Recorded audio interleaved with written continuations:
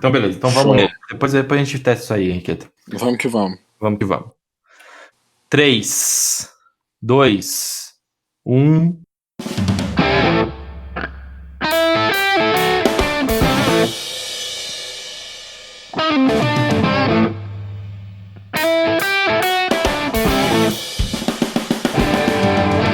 Fala, seus cloroquiners. Continua tudo quarentenado com vocês.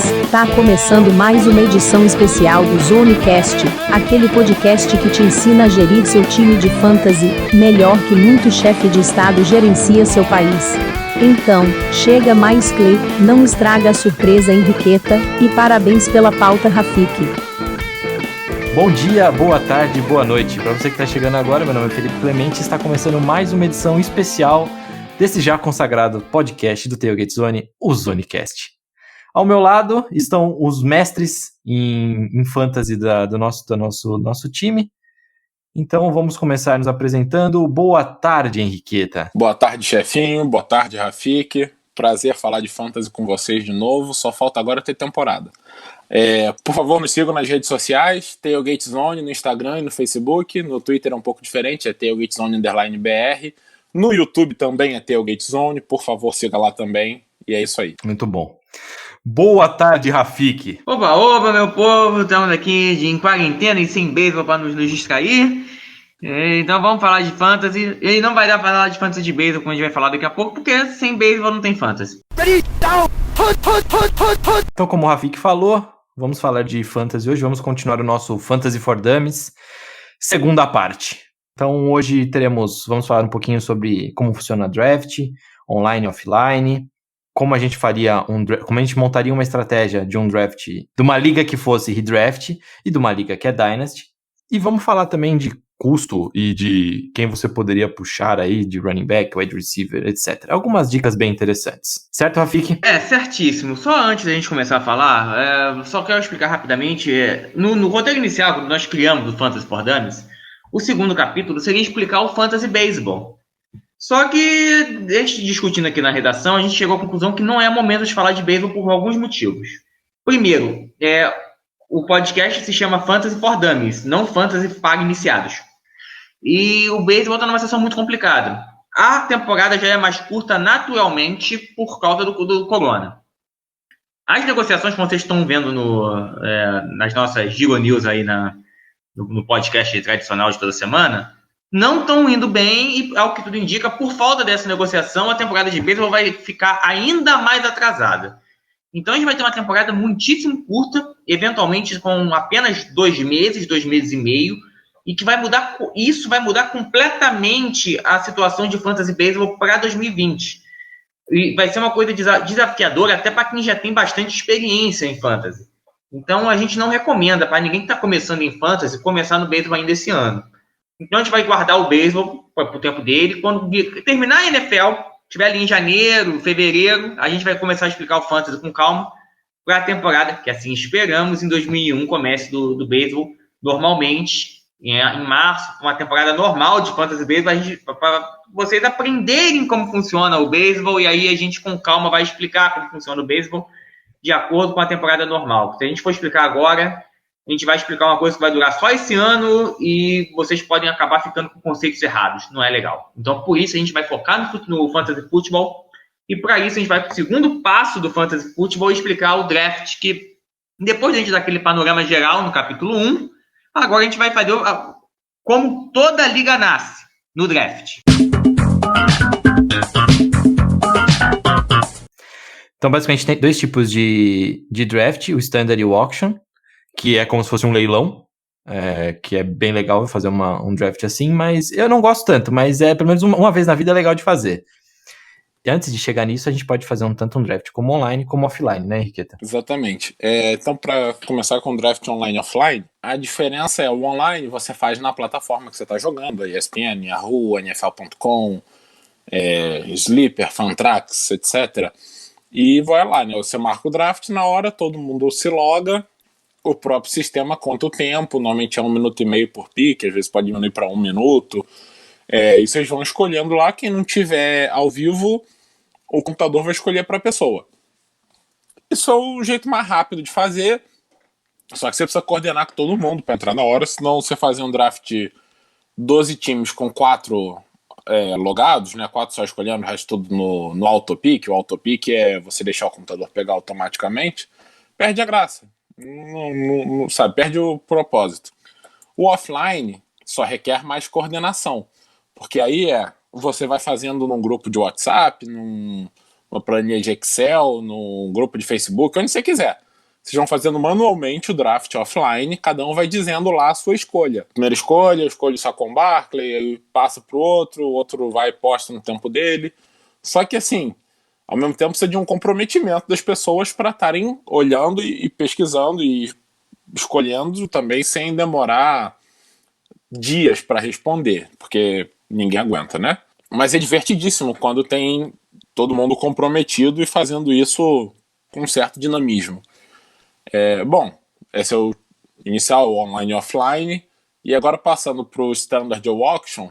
O Standard é como você imagina qualquer draft, né? Cada time tem uma ordem ali e normalmente quando o draft é o inicial da liga é o formato Snake, ou seja, uma cobrinha, imagina, né? Literalmente, Snake. Você chega no fim da primeira rodada, o último da primeira rodada é o primeiro da segunda rodada.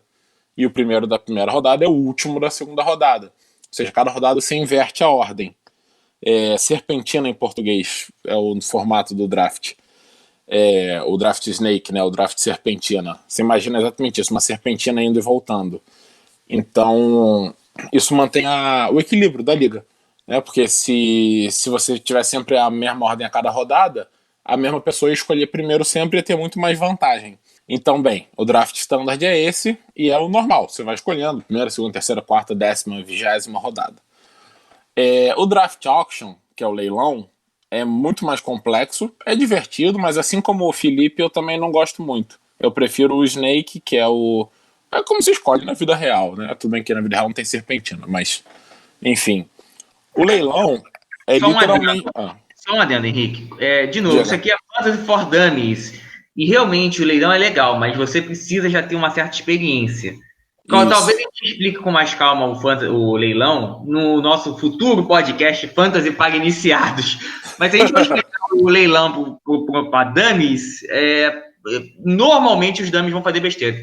Enquanto você não estiver dominando o que é um fantasy, você entrar num draft leilão é furada. Vai por mim. É isso. Não, e digo mais, eu acho que o primeiro leilão de qualquer pessoa vai fazer besteira. Não importa quanto tempo você tenha de fantasy, o seu primeiro leilão você vai fazer besteira. Porque você não sabe como funciona. É difícil, porque o leilão é o quê? Você começa com um valor fixo, vamos supor, $200. E aí vai o primeiro jogador lá, quem dá mais? Pagou? Levou. Segundo, terceiro. É muito difícil você, antes do seu primeiro leilão, saber quanto pagar pelo melhor jogador, quanto pagar pelo mediano, como fazer, investir muito nos mais caros, ou deixar os mais caros irem para investir num nível mais baixo. É difícil você saber equilibrar isso. Então, realmente, o que a Rafik falou é uma boa. Acho que estratégia de leilão é um negócio muito mais complexo. Depois a gente pode falar disso mais para frente, mas só para saber o que é literalmente um leilão. Cada jogador de uma vez e os times, quem pagar mais, leva. E isso vai até o fim. Inclusive, você falou que pode fazer uma besteira, Henriqueta, e eu vou confirmar que pode fazer uma besteira. Eu acho que, se eu não me engano, o primeiro draft que eu fiz nesse formato de leilão foi 2013 ou 2012, não lembro agora. E a gente tinha lá, na época, a gente tinha, sei lá, 200 Dilmas cada um, 300 Dilmas cada um, sei lá. Mas eu usei quase tudo no Adrian Peterson. O que aconteceu? Eu fiquei sem time. Só falta ter sido o ano que o Adrian Peterson se lesionou também. Foi exatamente isso. Olha lá. Então é por isso que eu tô tentando, não lembro agora se foi 2012 ou 2013. Eu acho que foi 2013. Mas obrigado. Eu não tenho certeza também, não. E, Rafik, o que a gente pode falar de pontos fortes e fracos, então, de drafts aí? Vamos lá. Eu, particularmente, eu sempre recomendo o seguinte. Se você vai fazer uma liga redraft, é melhor fazer o draft online. Por quê? Numa liga redraft, não tem como reinventar a roda. Não dá pra... vamos trocar, vamos fazer que nem na NFL. Eu troco a minha pick da first round pela sua pick de segunda, terceira e quarta rodada. A redraft é meio que corrida de Fórmula 1. você se prepara para aquela coisa de rapidinha, só aquela corrida. Se o seu motor vai estourar 10 metros depois da linha de chegada, você não está nem aí na redraft. O que importa é que você passou a linha de chegada e ganhou a corrida. Porque chega no final do ano, acaba tudo e volta tudo de novo. Então, não adianta ficar querendo reinventar a roda, vender pique alta por várias piques baixas, que não vai. Simplesmente não vai. Então, é melhor o draft online, porque é um draft que se resolve em 1h30, 2 horas, não mais que isso. Todo mundo já monta o time rapidinho, bonitinho, e a liga está pronta para começar logo depois do draft online. Né? Bota todo mundo. Todas essas plataformas de fantasy que você vai usar para a sua liga, seja a Yahoo, a Fantrax, a Sleeper, ou o que quer que seja, vai ter lá um programa que vai fazer esse draft online ao vivo. Eu não recomendo a Sleeper porque é meio ruim, mas todas as outras têm um programa bem ok. Então, você pode fazer o draft online numa redraft sem problemas. É mais prático, é mais rápido e mais fácil. Porém, quando você vai falar numa Liga Dynasty, você começa a pensar em outra estratégia. A Liga Dynasty, pelo menos inicialmente, pretende que ela seja uma coisa eterna, que ela dure muitos e muitos anos. Não seja uma mega corrida de Fórmula 1, seja 24 horas de Le Mans, né? Aquela coisa que dura e você dorme, acorda e continua.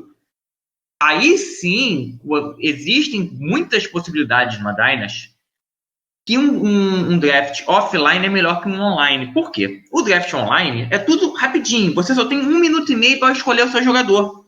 Não dá tempo de você ficar negociando sobre suas picks. Eu vou trocar minha pick por uma pick. Não dá tempo. O draft online não permite isso. Basicamente, o draft online é igual ao draft, aliás, é até pior que o draft da NFL. Chegou a sua vez, você escolhe o jogador. Chegou a vez do outro, escolhe o jogador. E cada vez que escolhe o jogador. Ponto. Não tem variedade, não tem possibilidade. O draft offline, ele sempre foi muito difícil, porque o que é o offline? Muito antigamente, né, quando ainda estávamos nos primórdios da internet, sempre feito num grupo de amigos. Esses amigos, claro, estavam num grupo de e-mail, muito provavelmente, e você por e-mail dizia, minha vez eu quero fulano.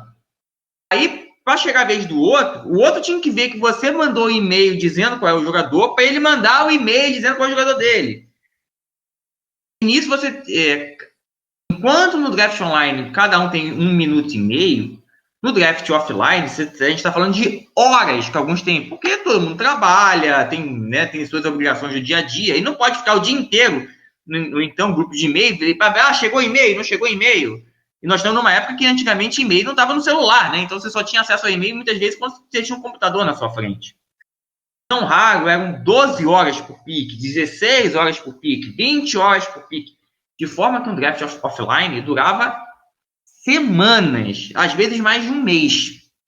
Então, era muito complicado fazer um draft offline, tinha que ser realmente um grupo de amigos que tivesse muito bem azeitado. Só que aí surgiu uma coisa nova da realidade que facilitou demais esse draft offline, que é uma coisa chamada WhatsApp. E com o WhatsApp tudo facilitou. Então você tá ali com o Zap no seu celular todo momento, você toda hora pode ver, e aí você pode colocar um período mais normal. Ainda assim é um draft lento, mas você pode botar, sei lá, 4 horas, 5 horas para cada um fazer a sua pick. É mais fácil e vai durar alguns dias, é normal. Qualquer draft offline é lento, vai durar alguns dias, mas não dura uma coisa de eterno, não dura 1 mês, 2 meses, né? Dura um tempo razoável. Então, com o surgimento desses aplicativos de mensagem instantânea, explodiu a quantidade de drafts offline. E é muito interessante você fazer isso numa Dynasty. Por quê? Com esse tempo a mais, você tem tempo de negociar com outros amigos seus que estão na liga uma troca. Olha, eu troco aqui a minha pick da primeira rodada pela sua pick da terceira rodada e a sua pick de novato do ano que vem. Eu troco a minha pick de terceira rodada pela sua pick da segunda rodada de daqui a 2 anos. A quantidade de possibilidades de estratégia é muito maior. Então, assim, se você vai fazer uma Dynasty que pressupõe-se maior possibilidade de estratégia, cada um pode tentar uma possibilidade de montar um time para ganhar logo, o outro pode tentar fazer um time de longo prazo. Cada um tem uma estratégia diferente. É melhor um draft offline, que dá maior variedade de opções. Então, é bem melhor um draft offline para Dynasty. Agora, para uma redraft, um draft offline é meio que inútil. Você vai gastar uma semana, 10 dias, uma coisa que não vai ser muito útil, não vai ter tantas trocas assim. E se tiver troca, dificilmente vai ser uma troca justa, porque, como eu falei, é uma coisa de Fórmula 1. Passou a linha de chegada, acabou tudo, desfaz tudo, acabou. Não tem muito porquê. Então, resumindo essa minha fala de 10 minutos, se a sua liga é uma redraft, tente um draft online. É mais rápido, é mais prático. Se a sua liga é Dynasty, tente um draft offline ou no Zap, ou no Telegram, ou no aplicativo de mensagem que você tiver. Porque dá mais possibilidade de estratégia para todo mundo e se coaduna melhor com o conceito de uma liga Dynasty. Você pode tentar fazer o draft pelo Zoom também. Alguém já tentou fazer isso? Já tentou, Rafik? Já tentou, Henriqueta? Eu nunca nem tinha pensado nessa possibilidade, mas acho mais difícil. Porque se você for fazer pelo Zoom, na prática vai ser meio que um draft online na mão. É só mais trabalho, cara. Eu nunca pensei nisso também, não. Agora, eu já fiz porque, assim, uma coisa muito legal também é fazer draft ao vivo, né? Conseguir reunir as pessoas e fazer ao vivo.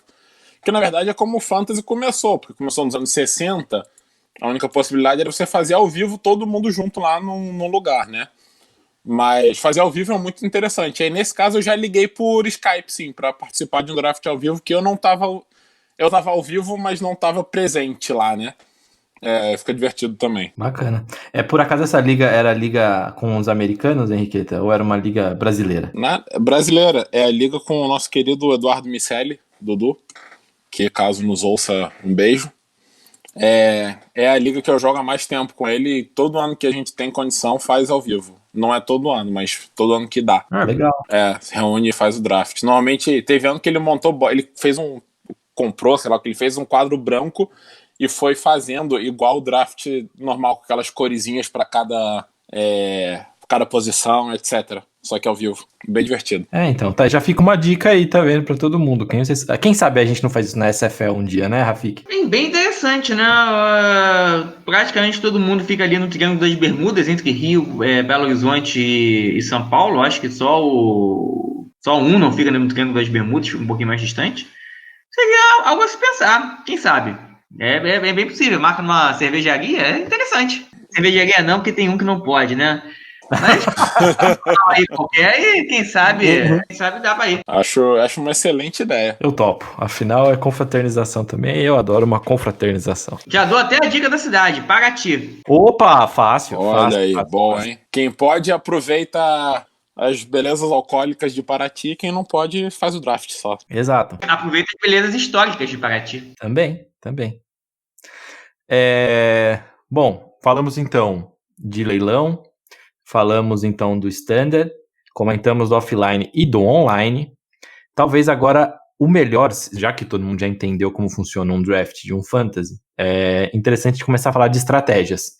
Então, Henriqueta, o que seria uma estratégia base para draft na questão de ligas redrafts? Bom, para começar, a grande vantagem do redraft pro Dynasty é porque você não precisa se preocupar, como o Rafik falou, é um sprint, é uma corrida de Fórmula 1, você não precisa se preocupar com o futuro, né? Bom, a estratégia base, que acaba sendo para qualquer uma delas, é você sempre focar em running back e wide receiver. Por que isso? Porque, vamos trabalhar com uma liga normal padrão, que é um quarterback, 2 running backs, 2 ou 3 wide receivers, um tight end, um flex, que é o jogador que pode ser qualquer uma dessas posições, um kicker e uma defesa, tá? Kicker e defesa se deixa lá pro fim mesmo, porque varia demais, até de uma semana para outra, quanto mais de um ano para o outro. Imagina, por exemplo, o Vinatieri, que foi extremamente confiável a carreira dele inteira. Se você aposta nele, contudo, nesse último ano, que ele não dava o menor sinal de ter diminuído, ele caiu pra caramba e você perdeu uma pick, gastou à toa, né? Então o que ele defesa lá no fim? Não se preocupa. Foca em running back e wide receiver, principalmente running back, porque só existem 32 titulares na liga, no máximo alguns comitês, algumas reservas. De qualquer forma, mesmo desses 32, nem todos eles são produtivos para fantasy. Então, se você não focar em running back, você pode ficar sem. Porém, se você quiser se você forçar demais e pegar um running back no desespero, porque tá ficando sem, você também pode gastar uma pique alta demais num cara que não vai render tanto. E aí é essa hora que você foca então no wide receiver. Mas fica sempre nesses dois. Eu recomendaria que suas 4 primeiras escolhas, em vez de regra, seja running back ou wide receiver. E as únicas exceções nesse caso aí são talvez os 2 melhores tight ends da liga, que seria o Travis Kelce do Chiefs e o George Kittle do 49ers. Talvez o Patrick Mahomes. Mas, no geral, se você não quer arriscar, se você não quer, sabe, fazer uma aposta muito brusca, foca em running back e wide receiver nas 4 primeiras rodadas. Depois disso você começa a olhar o que mais está sobrando. Porém, existem várias variações que a gente pode entrar aqui, mas assim, como estratégia base é essa. Rafik, e a estratégia 0, então, para uma Dynasty? Você que está especialista em Dynasty e talvez seja o nosso maior exemplo de que tem que estudar mesmo para isso. É engraçado, você fala isso simplesmente porque eu fiz um timaço sem conhecer bolhufa nenhuma, né? Mas tudo bem. Na verdade é o seguinte, eu vou ser muito sincero. Estratégia, a gente vai falar daqui a pouco do que é estratégia 0, running back 0, wide receiver 0, tight end, mas, de novo, eu não recomendaria nenhuma dessas estratégias para Dynasty. Por quê? Ela pode dar certo por um splash and go, como é o redraft, o sprint, a coisa rápida. Numa Dynasty, muito provavelmente você vai ficar manco por muitos anos. Então, eu até pretendo falar da estratégia 0 mais tarde. Eu quero pegar a estratégia base para uma Dynasty, como o Henrique muito bem agora explicou, a estratégia base para uma redraft. Eu quero pegar a estratégia base para uma Dynasty. E aí vem um problema um pouquinho mais problema. Vocês reclamam que eu falo demais. Mas você sempre deixa as coisas mais complexas para eu falar. Aí eu fico falando demais mesmo, não tem jeito. É pegadinha. Então, assim, porque, de novo, como eu falei, a Dynasty, ela dá naturalmente uma maior quantidade de opções para você fazer sua estratégia. Então não dá para simplesmente dizer, como o Henrique falou, e realmente ele tem razão no redraft, os 4 primeiros picks tem que ser running back, wide receiver. Porque quando você está numa Dynasty, você tem que pensar na idade. Porque, de novo, é um time que vai ficar... Acabou o ano, quando começar o ano seguinte vai ser o mesmo time, quando terminar o segundo ano vai ser o mesmo time. Então você tem que pensar o seguinte, eu quero ganhar agora ou não, eu vou sacrificar um pouco os primeiros anos para ganhar daqui a 2, 3, 4 anos. E isso vai mudar, por exemplo. Eu sou um cara que sempre pensa no longo prazo, eu já falei isso no primeiro Fantasy for Dummies aqui. Então eu vou evitar jogadores mais velhos no draft inicial de Dynasty que nem o diabo foge da cruz. Porque eu sou um cara que pensa no longo prazo. Então eu vou fazer um trabalho muito forte em novatos, segundo-anistas, terceiro-anistas, aqueles caras que têm maior potencial, e vou montar um time todo mais jovem. Claro, nem todas as minhas apostas vão dar certo. É normal e natural. Principalmente quando você está lidando com jogadores que recém entraram na liga. Mas você já tem que ter uma ideia de mais ou menos a posição do jogador naquele ranking inicial que qualquer plataforma dá, ou então você vai no fantasypros.com e tem os rankings lá. Pra você ter uma ideia, não, esse aqui tem um jogador, esse aqui tem uma idade X, é uma idade que me interessa no time, é um cara jovem, ou não. Você pode pegar uma estratégia um pouco diferente e dizer, não, tô nem aí pra idade, eu quero ganhar logo no primeiro ano, eu vou pegar o jogador bom, não pode já ter 30, 32 anos, se ele tiver uma perspectiva de boa temporada agora em 2020, eu já vou pegar.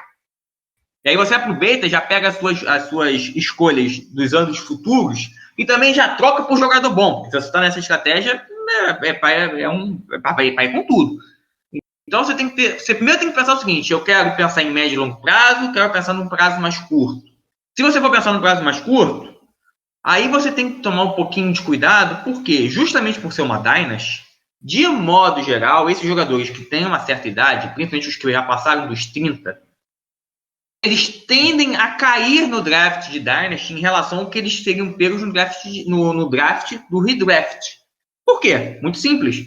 A maior parte dos jogadores do Dynasty está pensando em longo prazo. Então, vou dar um exemplo. Esse ano já não é um jogador para você pensar muito, não. Mas até 2 anos atrás é um jogador muito interessante. O Alec Alexander é um jogador que já tem lá seus 30... Não agora, né? O Alec Alexander agora já meio que dobrou o cabo da Boa Esperança. Mas há 2, 3 anos atrás, ele ainda era um wide receiver muito bom.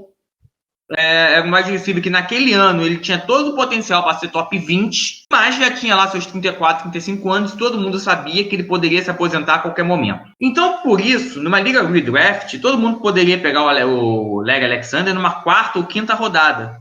Às vezes até antes, porque realmente ele ia produzir muito naquele ano. Mas numa Dynasty, não raro, ele poderia cair para uma oitava, para uma nona rodada, porque né, os times que não estão com a estratégia de ganhar ali na hora iam fugir dele. Isso faz com que naturalmente ele caia. Se você está com uma estratégia de ganhar agora, você pode focar nesses jogadores e pegar eles depois do que se pegaria numa redraft, mas antes do que normalmente se pega numa Dynasty. É uma boa estratégia. Desde que você tenha em mente que é um time para ganhar logo. E que logo depois do primeiro e do segundo ano, você vai ficar 2, 3 anos comendo o pão que o diabo amassou na tua liga sem jogador. Mas são estratégias. É que nem como eu falei, a Dynasty é muito parecida com a vida real. Né? O time não monta o time, vou tentar ganhar em 2, 3 anos. Se não ganha em 2, 3 anos, desmonta o time e fica 3, 4, 5 anos sem pensar em disputar. É a mesma coisa. Você tem que tomar um cuidado que, especialmente em Dynasty, tudo é o valor do jogador. Quanto que ele vale para os outros managers? Porque sempre é possível você pensar em trocas. Eu não gosto desse jogador. Alguém vai gostar, principalmente numa Dynasty. E é mais comum ter trocas em ligas Dynasty. Então você já pode pensar em trocar o jogador por um outro que você goste mais e mais que tenha o mesmo valor. Para isso, inclusive, uma coisa chamada, existe calculadora de Dynasty. Né? Você coloca no Google Dynasty Calculator. Vai vir algumas para você e você vai escolher a que melhor se adapta. Algumas são pagas, outras são grátis. É bom ter em mente, claro, você não pode desconfiar apenas na calculadora. Você não pode simplesmente botar tudo na calculadora e dizer a calculadora está dizendo que é bom. Ponto. Você tem que ter um pouquinho de conhecimento, você tem que entrar o seu olhar. Mas é bom você não perder a ideia do valor que esse jogador tem na calculadora. Isso é o mais importante. Seja na redraft, principalmente na Dynasty. Você tem que ter em mente que todo jogador é um valor. E até por isso que a gente falou no podcast passado, que nenhum jogador é introcável. Porque pelo valor certo, você troca todo mundo. Então, numa Dynasty, tem várias estratégias. Você tem que pensar o que você quer do seu time a curto, médio e longo prazo. E de acordo com esse pensamento, você vai montar a sua estratégia. Mas, de modo geral, mesmo numa Dynasty, mesmo numa redraft, não muda muito. As 3 ou 4 primeiros picks tem que ser running back ou wide receiver. Não me inventa quarterback no início, gente. Não existe isso, qualquer que seja a sua estratégia. Quarterback é da 3ª, 4ª em diante. Exatamente. E só para dar um exemplo atual aqui, porque o Rafik falou, eu acho que o melhor exemplo dessa diferença entre Dynasty e Redraft atualmente é o Julio Jones. Até ano passado tinha o AJ Green também, só que com a lesão do AJ Green agora você tem medo dele em qualquer liga que você vai jogar. Mas o Julio Jones ainda é um jogador que está no auge, que está rendendo muito. Ele, se eu não me engano, foi o 3º maior pontuador ou 4º maior pontuador ano passado entre os wide receivers. Mas ele já tem 31 anos. Numa redraft, você só precisa que ele aguente o seu ano 31, a sua temporada 2020. E maravilha, resolveu pro teu time. Numa Dynasty, você não quer que ele aguente só 2020, você quer que ele aguente pelo menos mais uns 2, 3 anos. E aí, a certeza que você tem de que o Julio Jones vai aguentar mais 2, 3 anos é muito menor do que ele vai aguentar só um ano. O Julio Jones ele tem sido consistente a carreira dele inteira. Talvez ele tenha sido um dos 10 melhores recebedores todos os anos da carreira dele. Mas um dia a idade chega para qualquer um. Então, só para dar um exemplo aqui, em números, né? Tem um site muito bom, inclusive, recomendo a todos, o Fantasy Pros. O Fantasy Pros ele tem coisas pagas, e ele é melhor ainda, mas a versão gratuita dele já é bem boa. E tem rankings, listas, pegando vários experts, né? Análise de vários deles, ranking por semana, enfim. No Fantasy Pros, numa liga redraft, o Julio Jones é o 4º melhor recebedor. O ranking, né? Ele é o número 4. Atrás só do Davante Adams, do Tyreek Hill e do Michael Thomas. Ele é o 12º melhor jogador e o 4º melhor recebedor. Numa liga Dynasty, no Fantasy Pros, ele é o 14º melhor recebedor e o 28º jogador. Ou seja, ele cai de 4 para 14 entre recebedores, e de 12 para 28 no geral. Por quê? Porque com 31 anos numa Dynasty, o prazo dele está chegando. Então, essa é a grande diferença que a Rafik está falando do jogador velho para o novo. E esse ano, para mim, o melhor exemplo é o Julio Jones. Talvez também o Tom Brady, mas o Tom Brady já vai estar lá mais para baixo de qualquer forma, mesmo na Liga Redraft deveria estar, né? Porque como a gente já falou, você não vai escolher quarterback cedo, e o Tom Brady, mesmo que ele tenha um ótimo ano, ninguém está contando com ele ser um dos 3, 5 melhores da liga. Mas talvez se escolhesse ele assim, entre os 10 primeiros quarterbacks na Redraft e 20 na Dynasty, meu chute. Só para reforçar, o Brady, inclusive, acho que a gente até falou isso também no podcast passado. É o jogador exemplo que a gente fala que a gente não pode confundir fantasy com a NFL.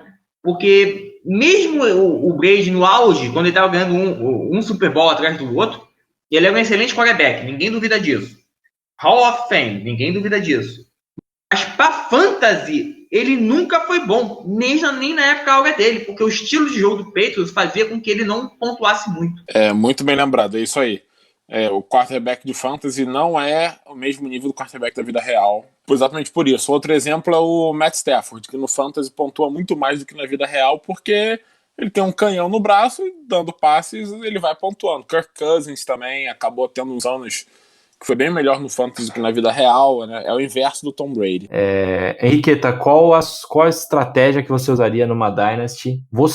Como você faz esse ano, por exemplo, se você tivesse que começar uma Dynasty, como você faria? Bom, para mim, o Rafik já falou na parte da idade, né? Para mim, o ponto-chave de uma Dynasty é a idade. E aí, o que eu faço que até na NFL existe a estratégia, é o BPA, o Best Player Available. O que quer dizer isso? Você não vai tapar buraco no seu time. Você vai escolher o melhor jogador disponível. Numa Dynasty, eu acho isso mais vantajoso, porque se você terminar as 3 primeiras rodadas com 3 running backs excelentes e nenhum wide receiver, você pode trocar depois. Você pode negociar. Você tem 3 excelentes, provavelmente tem alguém que está com falta de running back. Então assim, o running back 0, o wide receiver 0 que a gente diz, é você não focar naquilo, você pegar só os baratos no final, focar no resto do time. Eu posso até acabar fazendo isso numa Dynasty, mas por circunstância do draft, como o draft se desenvolver, não porque eu planejei. O que eu acho importante é pegar jogador novo e promissor. Então, vamos supor que a primeira rodada eu peguei o Dalvin Cook, o running back do Vikings, que tem 24 anos, novo, promissor, né? Segunda rodada eu vi que estava sobrando ainda o Joe Mixon, do Bengals, que tem 23. Aí peguei ele. Teve uma corrida de wide receiver na terceira rodada, vamos supor, sei lá porque, o Derrick Henry, do Titans, estava lá, 25 anos, sobrando ainda. Peguei também. Depois eu vou achar o wide receiver. Continuar focando nisso, na idade, no talento, sabe? Em vez de se desesperar, vamos supor, pegar um Keenan Allen na terceira rodada, que agora com 28 anos e lesões, talvez já seja um preço alto demais, ou achar um wide receiver um pouco mais... O Adam Thielen, do Vikings. 29 anos, teve lesão ano passado. Pode muito bem voltar e ter um ótimo ano esse ano. Mas você não vai gastar sua terceira rodada no Adam Thielen. Até porque agora o Stefon Diggs saiu do Vikings, então o time pode até acabar piorando um pouco. Enfim, você não tem por que gastar sua terceira rodada num jogador de 29 anos, que está do auge para frente, né, acabando o auge, em vez de um running back novo, promissor. Então acho que assim, para mim a estratégia básica da Dynasty é isso, é focar em idade, sabe, e não tentar reinventar a roda, a menos que você tenha muito certeza que tem uma roda pronta para ser reinventada lá. Então, não sei, pelo menos para mim é a estratégia, sabe. Se tiver um jogador sobrando, mesmo que mais velho, que passou da rodada dele já, aí beleza, aproveita. Vamos supor que por qualquer acaso o Travis Kelce, o tight end do Chiefs, que já tem 30 anos, mas que ainda é um dos 2 melhores da liga até esse ano, por muito, vamos supor que o Travis Kelce caiu para a 5ª rodada, sei lá por que todo mundo tá com medo dele. Aí você vai lá e pega, lógico. Aproveita, seja feliz. Mas não arrisca por jogador mais velho. E também não tenta reinventar e trazer um jogador novo sem provar, sabe, que não se provou ainda, para a segunda rodada. E você, Rafik, faria o mesmo que ele? Concorda com tudo? Assina embaixo do Henriqueta? Uma Dynasty não, eu como falei, eu sou um cara que pensa sempre no longo prazo. Eu, de modo geral, eu pego as minhas primeiras picks, sempre troco por piques dos anos seguintes, eu faço isso sempre que eu posso. Então assim, eu pego a minha pick da primeira rodada e troco por uma da terceira rodada e a first round do ano seguinte. Aí eu pego a da segunda rodada e troco por uma de terceira, quarta rodada e pego por uma first round do outro ano. E assim eu vou. E quando chega na terceira rodada, é claro, os jogadores, digamos assim, top, já foram todos. Mas se você está atento aos talentos jovens, ao draft, aos segundos anistas, tem muita gente interessante, promissora, que ainda está sobrando na terceira rodada. E aí, como eu já troquei minha primeira e minha segunda rodada por terceira rodada, vai chegar na terceira rodada, eu tenho 3 picks, né? Porque eu troquei a primeira por terceira, a segunda por terceira e a minha própria da terceira. Então eu vou ter 3. Aí eu pego 3 jovenzinhos. De modo geral, eu tenho, é uma base que vai ficar no meu time por 3, 4, 5, 6 anos. E vai dar tempo de eu junto com essas picks dos drafts dos anos seguintes, dos drafts de novato dos anos seguintes, eu vou montando um time. Como o meu time é todo jovenzinho, eu tenho uma base muito boa para montar um time a médio prazo. É natural que nos primeiros anos meu time se ferra. Sempre é assim. A única exceção foi a Shark Fisher, mas por falta de competência dos adversários. Então eu sempre penso no longo prazo. Ferro no primeiro, ferro no segundo ano. Aí chega no terceiro, no quarto, o time começa a ficar bem interessante. É o estágio que eu tô chegando agora na Shark Fish, inclusive. Muito bom. E só para fechar o que vocês dois falaram, estratégias para uma redraft onde não tem muito o que falar, né? Tipo, é o pensar em ganhar agora. Então, draft bem e faça como a Henriqueta contou no último Fantasy for Dummies. Não dê reaches. Se você vê que a melhor opção disponível é o quarterback na terceira rodada, arrisca. É isso. Exatamente. Se cair um quarterback para você que tá com cara de que você devia pegar, você pega, mas não arrisca. Não pega o Mahomes na primeira rodada porque você sonha em ter o Mahomes no seu time. Mas se o Mahomes cair na terceira ou quarta rodada, pode pegar ele, como exceção. De resto, deixa da quinta em diante. Eu acho interessante falar em duas estratégias zero, que é zero wide receiver e zero running back. Eu não recomendo que ninguém faça isso numa liga. Eu quero ganhar a liga. Não, eu não recomendo que ninguém faça isso. Mas eu acho interessante porque só a prática faz você aprender algumas coisas, certo? Eu acho muito interessante você pegar algumas ligas como laboratório, né? Você não vai querer ganhar aquela liga, mas você vai aprender como funciona o mercado de fantasies e isso vai te ajudar a montar o conhecimento do futuro. Nesse ponto, eu acho muito interessante, nessa parte de laboratório, você usar essas duas, são estratégias, digamos assim, alternativas, né? São heterodoxas, como diríamos os economistas. O que é a estratégia zero running back? É simplesmente o seguinte, você... Sabe aquele negócio que o Henrique acabou de falar de não pegar quarterback, não pegar tight end, não pegar nada cedo? Esquece isso. Na tática zero running back, como o nome já diz, você não vai pegar nenhum running back nas rodadas iniciais. Vai pegar só o wide receiver. Qual é a ideia por trás da estratégia zero running back? De modo geral, todo mundo vai correndo atrás dos running backs. Isso é natural em qualquer draft de qualquer tipo de liga. Se está todo mundo correndo atrás dos running backs e só você está atrás dos wide receivers, é bem capaz de você montar um quarteto de wide receivers absurdo. Se você tiver uma posição alta de draft, não é impossível, por exemplo, você ter Michael Thomas, Davante Adams, Juju Smith-Schuster e Tyreek Hill. Não é impossível. É um pouquinho difícil. Talvez um desses 4 você não consiga, mas 3 é bem possível. Vai ser disparado o melhor corpo de wide receivers da liga. Ninguém vai te ganhar em wide receiver. Só que tu tá com um buraco gigantesco em running back, né? Mas qual é a estratégia por trás disso? É justamente o seguinte. Como o running back é a posição de maior risco, é a posição em que os jogadores mais flutuam de um ano para o outro, em que nem sempre o running back de excelente produção 2, 3 anos atrás vai produzir direito esse ano. Eu acho que o Todd Gurley ano passado foi o maior exemplo disso. Você esquece do running back e você vai tapando o buraco do running back à medida que a temporada for acontecendo e essas lesões forem ocorrendo.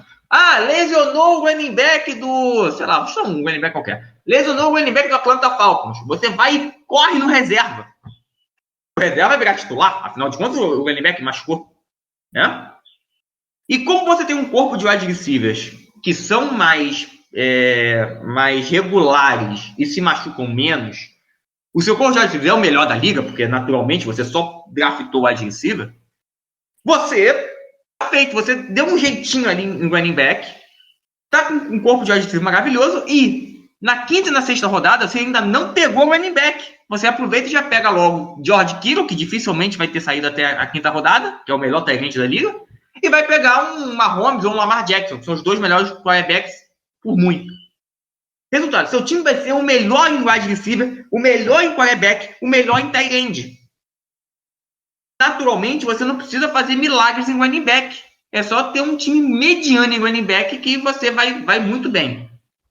Qual é a chance disso dar certo na prática você ganhar o título? Muito pequeno. Mas, de novo, eu acho muito interessante porque no que você toma aí para você como desafio de montar o running back no meio do caminho, você aprende muito no processo. E isso vai te fazer um manager muito melhor no futuro. É bem interessante você usar isso como laboratório. Do mesmo jeito, existe uma outra teoria alternativa de draft, que é o exato oposto do zero running back. É o zero wide receiver. É o exato oposto.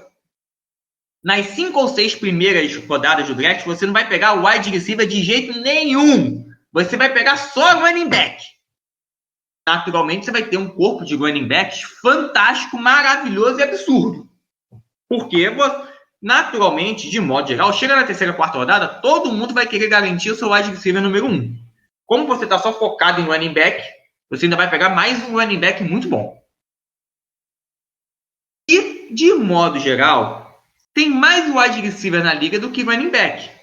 Pelo menos para fantasy. Porque todo time tem 2 ou 3 wide receivers que podem ser usados no fantasy. Mas, de modo geral, cada time só tem um running back que pode ser usado em fantasy. Até o Green Bay Packers, que talvez seja do ano passado o melhor exemplo de 2 running backs que produziram bem, o Jamal Williams era um running back reserva, ponto.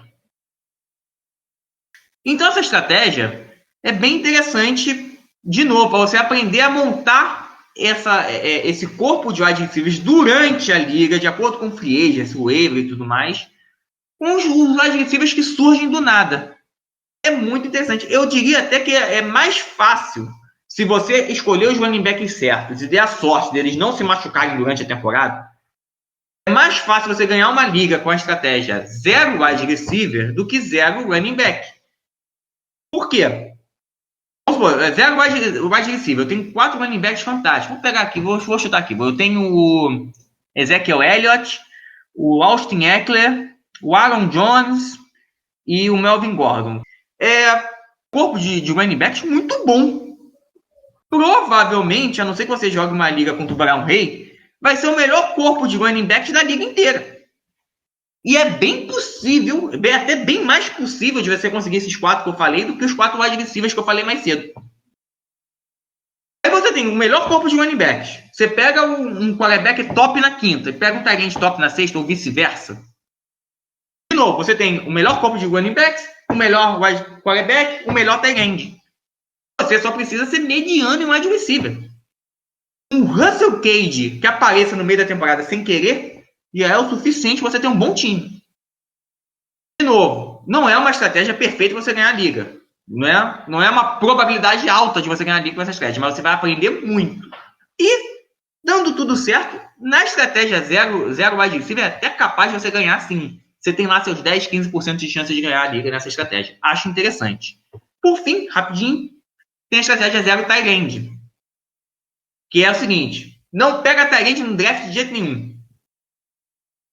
Isso só funciona numa liga normal, na liga padrão. Aquela liga que só tem um tight end e o tight end não tem pontuação diferenciada.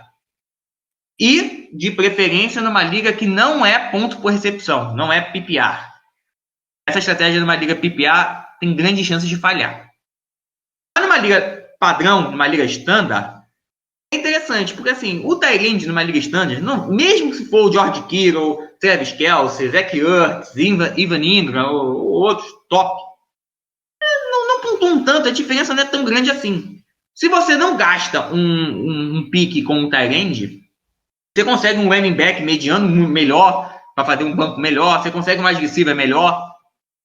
E tight end, até nessas ligas por tight end não valer muito, dificilmente cada time pega mais do que um ou dois.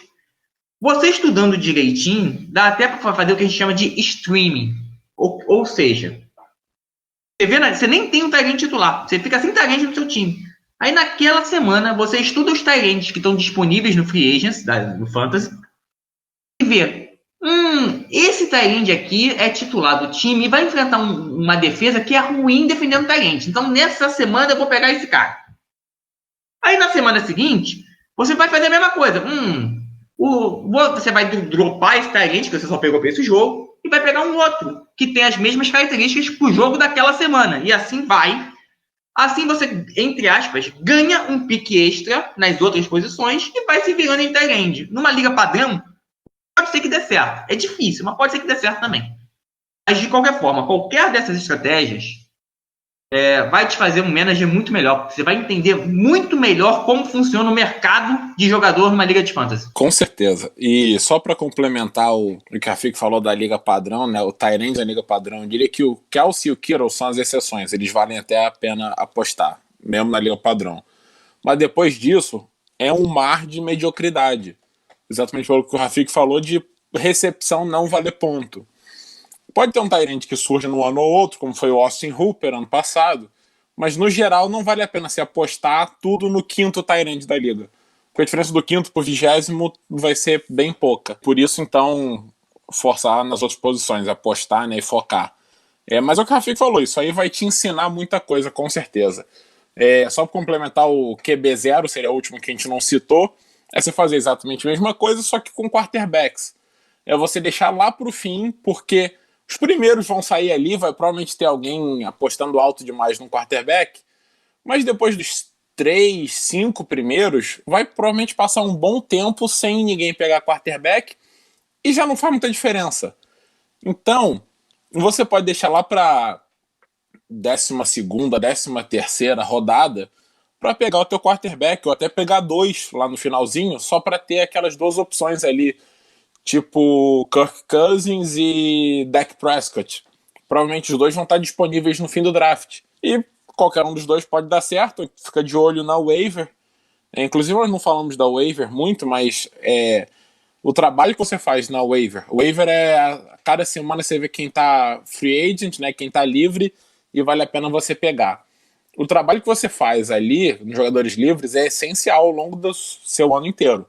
Porque muito dificilmente você vai fazer um draft tão bom a ponto de não precisar puxar jogador nenhum. É praticamente impossível isso. Portanto, qualquer que seja a sua estratégia, é essencial você ficar semana a semana pesquisando a waiver, quem tá no waiver. E o waiver é o sistema que você pega o jogador, né? Porque acabou a rodada, tá todo mundo lá intocável, e aí na terça-feira libera. Você tem na quarta-feira libera. Você tem até o fim da terça para ver quem tá livre, fazer suas escolhas, e aí o sistema roda e cada um escolhe o seu jogador na ordem ali. Mas enfim, é essencial você fazer esse trabalho na waiver, porque senão, provavelmente algum outro time que pode até ter começado o ano atrás de você vai te ultrapassar. É interessante até o que o Henrique falou de waiver, mas não vamos falar muito não, porque a nossa intenção justamente no Fantasy for Dummies é fazer uma linha do tempo de como uma liga funciona. Então a gente inicialmente explicou o que é, agora a gente está falando muito de draft, que é onde tudo começa. E a gente vai falar de waiver nos próximos capítulos, porque é uma parte fundamental da liga e a gente vai gastar um bom tempo falando de waiver. Mas como a waiver ela só começa a funcionar direito quando a temporada começa, e nós ainda estamos em junho e a temporada começa em setembro, A gente vai fazer um capítulo praticamente só com Waiver Free Agents, porque é muito importante você entender como funciona. Exatamente. E ainda comentar também que existe a possibilidade de bid e etc e tal. Mas também não vou adiantar, coisa que eu sempre reclamo, que vocês são muito adiantadores e criadores de spoiler desse podcast. Sendo assim, fechamos nosso segundo episódio de Fantasy for Dummies. Queria agradecer muito aos senhores por participarem deste magnífico podcast. O Henriqueta também comentou durante o nosso papo aqui se a gente valeria a pena fazer uma edição também referente às plataformas de fantasy. Faremos isso também, pois é interessante. Bom, meus queridos, foi muito bom estar com vocês, foi muito bom conversar com vocês e aquele efusivo abraço. Valeu, gente. Grande abraço. Sempre um prazer falar de fantasy. E cada vez que eu falo de fantasy aqui, aumenta a expectativa pela temporada, que tá longe ainda. Obrigado mais uma vez por ouvirem a gente. E eu acho que essa ideia do Henrique já pode ser o próximo Fantasy for Dummies, o número 3, porque justamente está na hora já do pessoal começar a escolher as plataformas da sua temporada 2020. Estamos juntos nessa. Bom, gente, muito obrigado. Como sempre lembrar, bebam água, lavem bem as mãos e, se possível, fiquem em casa. E claro, não esquece da cerveja, tá? Pode beber cerveja também, porque tem água. Abraço, até semana que vem. É isso aí, seus cloroquiners. Acabou mais uma edição especial do Zonecast. Segundo capítulo do Fantasy for Dummies, e esperamos que esteja sendo útil para vocês, afinal, estamos gostando muito de gravar essa bagaça. Queremos torná-los ótimos gestores, bem melhor do que o que se vê por aí. Enfim, deixem as opiniões de vocês nos comentários desse podcast, nas plataformas de podcast, ou até mesmo no site.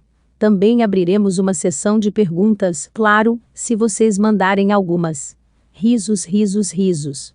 Bom, é isso, então, como é sempre bom lembrar. Além de continuar nos acompanhando nas redes sociais, no site, e ouvindo o podcast, bebam muita água, lavem bem as mãos, informem-se através de cientistas ou médicos, e nada de cair no conto do vigário. Enfim, semana que vem tem mais, e, já que seguimos sem abraços e beijos, então, como novo costume, toquem-os de luz no cotovelo de vocês.